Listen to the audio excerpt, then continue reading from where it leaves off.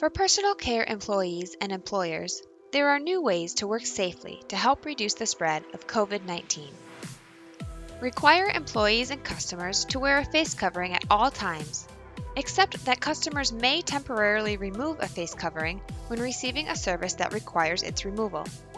During services that require a customer to remove their face covering, an employee must wear a face shield or goggles in addition to the face covering.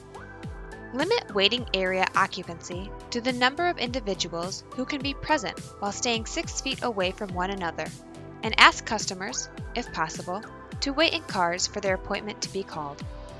Discontinue all self-service refreshments. Discard magazines in waiting areas and other non-essential, shared items that cannot be disinfected.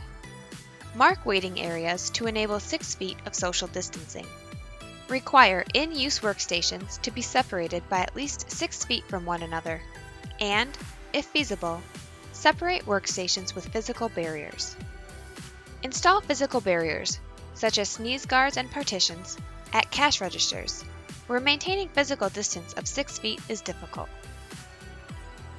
And wherever you work, here are some guidelines and safety precautions for you to do your part in reducing the spread of COVID-19.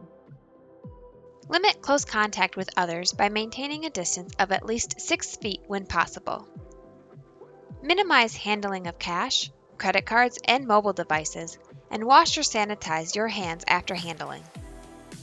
Practice routine cleaning and disinfection of frequently touched surfaces and tools. Wash your hands regularly with soap and water for at least 20 seconds.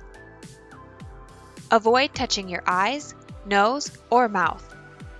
And be sure to follow these safety precautions. Wear face coverings or masks.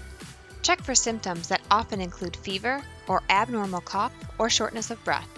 Stay home if you are sick or have been in close contact with someone who is sick. Report your diagnostic test results and exposures to your employer, and participate honestly and urgently in workplace safety training.